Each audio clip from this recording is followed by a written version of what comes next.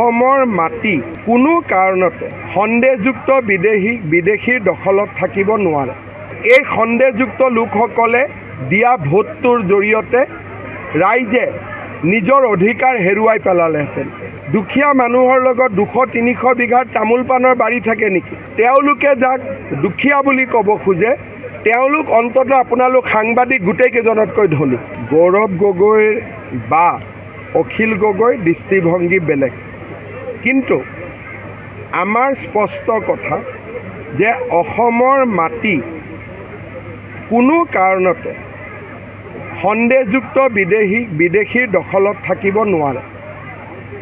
এটা এটাকৈ আমি সমষ্টি হেৰুৱাইছোঁ, জাতি হেৰুৱাইছোঁ, মাটি হেৰুৱাইছোঁ, ভেটি হেৰুৱাইছোঁ। এই সম্পৰ্কত গৌৰৱ গগৈ অখিল গগৈৰ উত্তৰ কি আছে? উৰিয়াম ঘাটত অবৈধভাৱে থকা 10,000 মানুহে যদি ভোট দিলেহেঁতেন তেতিয়াহ'লে খিলঞ্জীয়া ৰাইজে বিচৰা ৰায়দানটো বাস্তৱত প্ৰতিফলিত হ'লহেঁতেন নে এই সন্দেহযুক্ত লোকসকলে দিয়া ভোটটোৰ জৰিয়তে ৰাইজে নিজৰ অধিকাৰ হেৰুৱাই পেলালেহেঁতেন। দুখীয়া মানুহৰ লগত 200-300 বিঘা মাটি থাকে নেকি?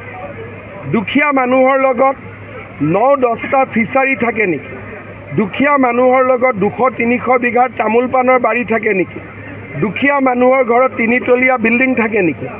গতিকে তেওঁলোকে যাক দুখীয়া বুলি ক'ব খোজে তেওঁলোক অন্ততঃ আপোনালোক সাংবাদিক গোটেইকেইজনতকৈ ধনী।